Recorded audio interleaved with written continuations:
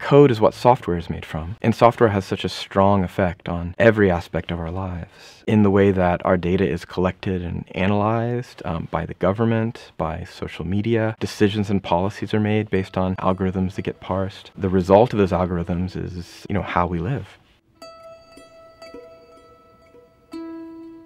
This paper written by Claude Shannon in 1948, A Mathematical Theory of Communication. That's really the basis for modern digital communication. The way information's transferred through the internet protocols is you have a piece of information, an email, a photograph, and it's broken down into these packets. And those packets go on different routes, and then they're reassembled and checked before they become that final piece of media. My version of a mathematical theory of communication, which really isn't about mathematics at all, it's more a visual theory of communication. I took multiple streams, took pieces of them, broke them into these small square pieces, and then put those all within the same visual space.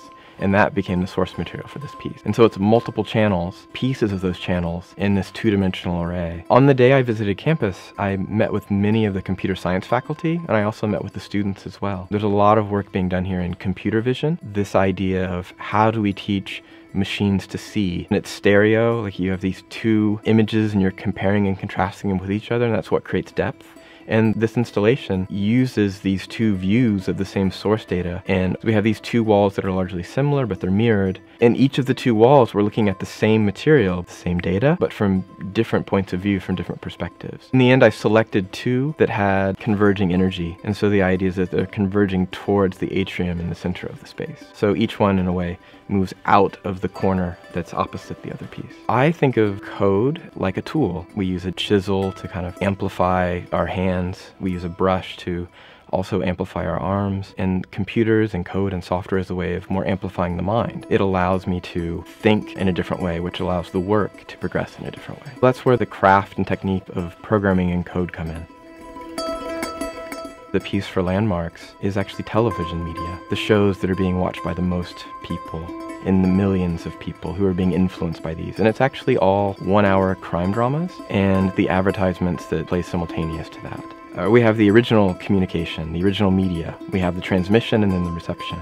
And so basically in that middle step, I'm pulling out the data. So in a way, the data of that transmission really becomes the substance that I'm building my work out of.